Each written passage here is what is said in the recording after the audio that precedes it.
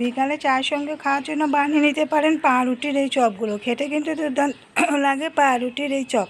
পাউরুটির চপগুলো বানানোর জন্য আমি এখানে পাউরুটির সাইডে যে ব্রাউন অংশগুলো আছে এগুলো নিয়েছি। আমি সাদা অংশগুলো দিয়ে অন্য একটা আইটেম তৈরি করেছিলাম, আর ব্রাউন অংশগুলোকে নিয়ে এই যে মিক্সিং জারের মধ্যে ছোটো টুকরো করে কেটে একবার শুধু চালিয়ে নিয়েছি, এটা একদম পাউডার করিনি।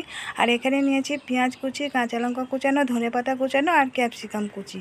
আর এখানে একটা মিডিয়াম সাইজের পেঁয়াজ কুচানো আছে, 4টে কাঁচা লঙ্কা কুচানো আছে, কিছুটা ধনেপাতা আর ক্যাপসিকাম আছে অল্প একটু, আর একটা সিদ্ধ করা নেওয়া আলু আছে, আর নিয়েছি একটা ডিমটাকে আমি ভেঙে রেখেছি। প্রথমে এই পাউরুটির গুঁড়োগুলোর মধ্যে দিয়ে দিচ্ছি ধনেপাতা কুচি, কাঁচা লঙ্কা, পেঁয়াজ কুচি আর ক্যাপসিকাম কুচানো।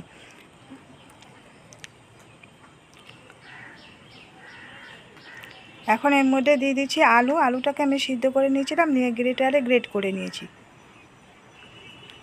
আর ডিমটাকে রেখেছিলাম ভেঙে, ডিমটাকেও দিয়ে দিলাম। এখন দিয়ে দিচ্ছি এর মধ্যে স্বাদ মতো নুন, আর জিরের গুঁড়ো দিয়ে দিচ্ছি ছোটো চামচের 1 চামচ দিলাম, এটা চা চামচে দিলে হাফ চামচ দিতে হবে। আর ধনের গুঁড়ো দিয়ে দিলাম 1 চা চামচ, আর গরম মশলা গুঁড়ো দিয়ে দিলাম সামান্য একটু,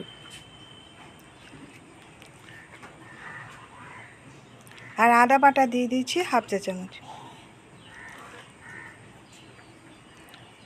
এখন এই সমস্ত উপকরণগুলোকে খুব ভালো করে হাত দিয়ে মেখে নেব।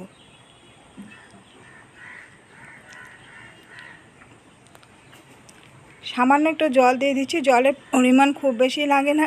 ডিম আর আলুটা দিয়ে মাখতে মাখতে এটা একটা আঠালো ভাব এসে যায়, এটাতে হয়ে যায়। কিন্তু আমি এখানে অল্প একটু জলের পরিমাণ জল দিয়েছি, খুব বেশি দেইনি। এখন আমার উপকরণগুলোকে মাখানো হয়ে গেছে, এই কিছুটা করে নিয়ে হাতে করে নিয়ে প্রথমে একটু গোল করে তারপরে চ্যাপটা করে একটা চপের আকারে তৈরি করে নিলাম। নিয়ে এরকমভাবে প্রথমে সবগুলো চপ আগে তৈরি করে নেব।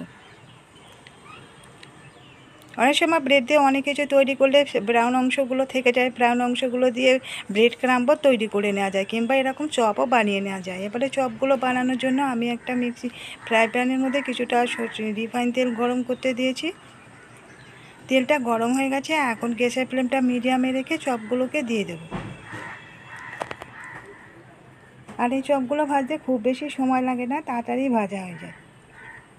এই একটা সাইড ভাজা হয়ে গেছে, এখন আমি উল্টিয়ে দিচ্ছি।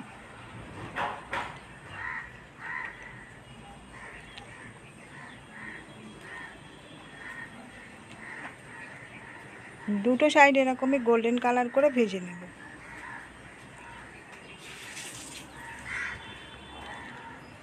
এই চপগুলো ভাজা হয়ে গেছে, এগুলোকে আমি তুলে নিচ্ছি।